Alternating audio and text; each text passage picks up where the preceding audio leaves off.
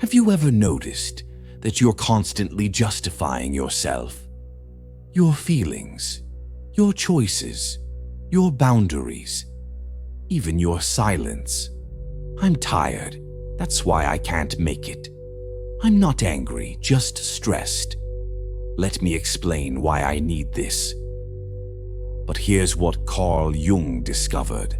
The moment you stop explaining yourself to people who are committed to misunderstanding you, everything changes. Not just your relationships, your entire sense of self.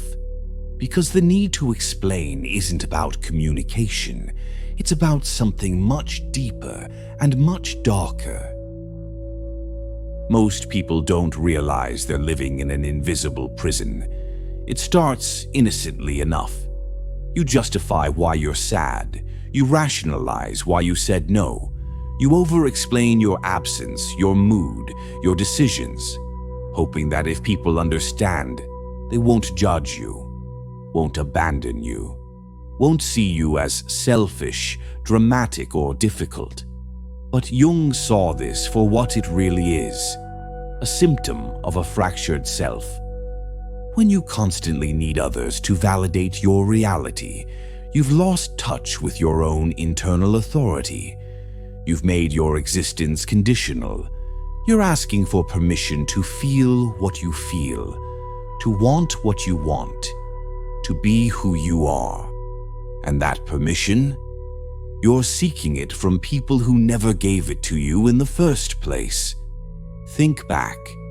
Maybe you grew up in a home where your emotions were dismissed. You're overreacting. There's no reason to feel that way. Stop being so sensitive. The message was clear. What you feel doesn't matter unless someone else approves it. So you learn to explain, to justify, to perform emotional labor just to exist without conflict. And now, decades later, you're still doing it. With your partner, your boss, your friends, even strangers online. You've become a defense attorney for your own life. But here's the price you pay. Every time you twist your truth to make it more palatable. Every time you suppress your anger so you seem mature. Every time you say yes when you mean no because you're afraid of seeming selfish, you abandon yourself. Jung called this self-betrayal, and it's corrosive. You laugh at jokes that aren't funny. You apologize for things that aren't your fault. You shrink yourself to fit into spaces that were never meant for you. And slowly, piece by piece, you lose touch with who you actually are. Your intuition gets quieter. Your confidence erodes. You start doubting everything. Your feelings, your perceptions, even your reality. And the worst part, society rewards this behavior. You're called easygoing, mature, low maintenance. But inside you're exhausted, anxious, empty, because you've spent so much energy managing other people's perceptions that you forgot to build a relationship with yourself. Jung warned that this is how neuroses form. The soul screams for authenticity, but you silence it to keep the peace. You become a character in someone else's story, never the author of your own. So what happens when you stop? When you stop explaining your boundaries, stop justifying your feelings, stop auditioning for approval, everything shifts. Because silence, real silence rooted in self-acceptance, isn't passive. It's one of the most powerful acts of self-reclamation you can perform. Imagine this. Someone questions your decision. Your old pattern kicks in. The urge to explain, to defend, to make them understand. But instead, you pause and you simply say, "This is what feels right for me." No justification, no apologizing, no 3-paragraph explanation. Just clarity, just truth. At first, it feels terrifying. That silence feels like rebellion, like you're being selfish, cold, or arrogant. The conditioned part of you panics. But what if they think I'm rude? What if they reject me? And here's the radical truth Jung understood. Some people will. The manipulators in your life will be enraged by your silence because they were feeding off your need to explain, your reactivity, your insecurity. When you stop playing that game, they lose their leverage. Relationships built on your submission will crumble. And that's not a failure, it's a filter. You're not losing real connections, you're exposing the transactional ones, the ones where you were never valued for who you are, only for how well you performed. So how do you build this internal authority Jung spoke of? You start small. You hold a no without guilt. You change your mind without a dissertation on why. You leave a conversation when it drains you, without explaining where you're going. You stop asking, will they understand? And start asserting, this is true for me.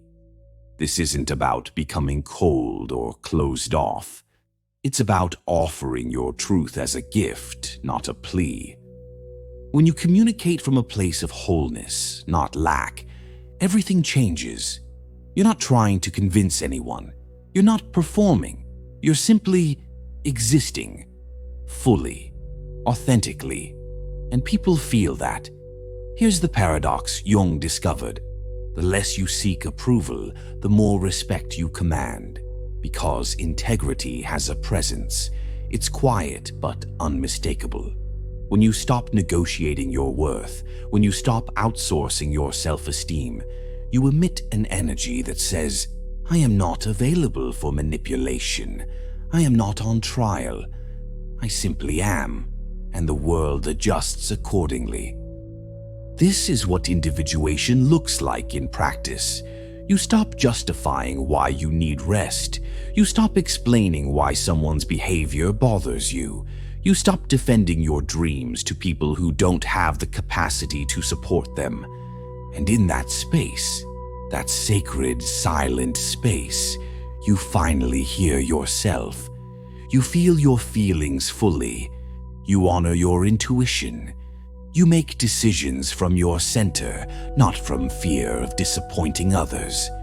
Relationships shift. The ones rooted in control fall away. The ones built on mutual respect deepen. You attract people who don't need you to be smaller, who celebrate your wholeness, not your compliance. Your anxiety drops because you're no longer carrying the impossible burden of managing everyone's perception of you. Your self-trust grows because you're finally living in alignment, even when it's misunderstood. And here's what Jung knew to be true. The people who matter will respect your boundaries. The ones who don't never mattered in the way you thought they did. So let me ask you this. Whose life are you living? Are you the author, or are you still reading from someone else's script, hoping they'll approve of your performance? Because the moment you stop explaining yourself, the moment you reclaim your right to simply be, everything changes. Not just externally, internally. You stop asking, am I enough? And you start knowing, I am. That shift from seeking permission to claiming presence is the essence of Jung's individuation. It's the journey from a fragmented self to a whole one, and it starts with one radical act: silence. Not the silence of suppression, but the silence of self-respect. The silence that says, I owe you nothing but my truth, and my truth needs no defense. So take up space, trust yourself, and stop justifying your existence to people who were never going to understand anyway. Because when you stop explaining yourself, you finally start living yourself, and that is when everything changes.